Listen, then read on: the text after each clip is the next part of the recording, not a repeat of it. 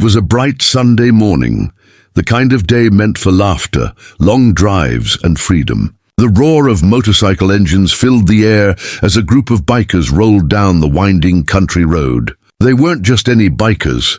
They called themselves the Iron Souls, a close-knit group of friends who rode not for trouble, but for brotherhood, charity, and the open road. Their leader, a big-hearted man named Jake, was a retired firefighter who still believed in helping anyone who needed a hand.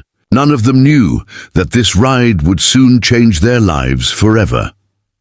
As the group slowed near a small rural town, a figure suddenly burst out from the trees ahead. A little girl, no older than 7 or 8. Her tiny legs stumbled as she ran toward the bikers, tears streaming down her dirt-streaked cheeks. She waved her hands frantically, crying out in a trembling voice, "Please, please help me. My mom, she's hurt. Please save my mom."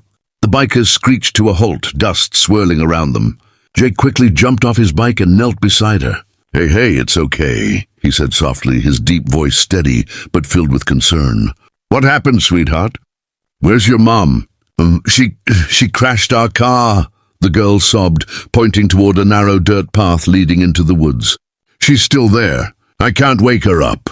Without hesitation, Jake shouted to his crew, "Let's move! Grab the medkits!" The bikers, once fierce-looking men in leather jackets and tattoos, now became heroes in motion.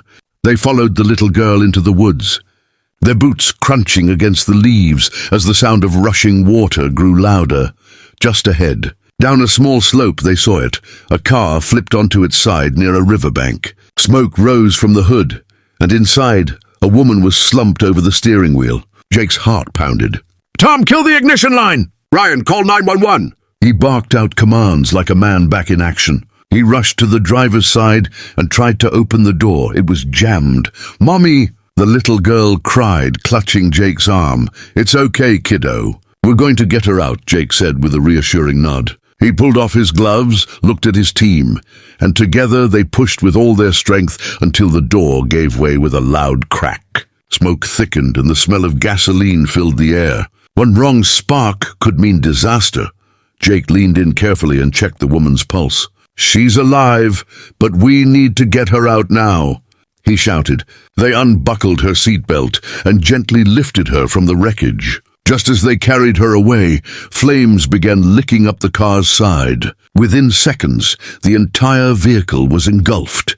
They laid the woman on the grass, and Jake immediately began CPR while Ryan relayed instructions from the emergency operator. The little girl sobbed beside him, whispering, "Please, Mommy, please wake up." The sound broke everyone's heart. After what felt like forever, the woman coughed, a weak, shaky breath, but she was breathing. "She's alive," Jake yelled, relief flooding through the group. The little girl threw her arms around her mother's arm, tears of joy streaming down her face. When the paramedics arrived minutes later, they took over, commending the bikers for their quick thinking. As the ambulance drove off, Jake and his crew stood silently, watching the flashing lights disappear. Then the little girl ran back to Jake and hugged him tightly. "Thank you," she whispered. "You saved my mommy." Jake knelt down and smiled, his eyes glistening. "No, sweetheart, you saved her. You were brave enough to ask for help." Weeks later, the Iron Souls were surprised when they received an invitation to a small community event. When they arrived, they found the same little girl waiting with her mother, healthy, smiling and holding a handmade banner that read, "Thank you, Heroes on Wheels." The entire town applauded as the bikers walked up, humbled and teary-eyed. Jake handed the little girl a small leather patch from his jacket that said, "Ride with Heart." He pinned it gently to her denim vest.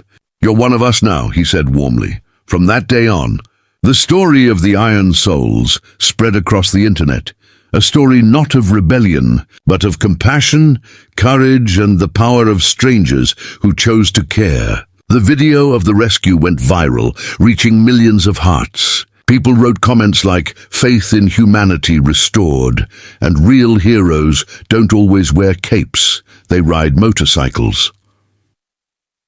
Months later, Jake reflected on that day during a charity ride. You never know whose life you might change just by stopping to help, he told his group.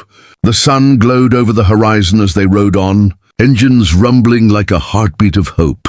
And somewhere in that small town, a little girl watched them disappear down the road, her mom's hand in hers, whispering, "Those were the angels who saved us." Because sometimes heroes don't fall from the sky. They arrive on two wheels, led by the cry of a child who refused to give up.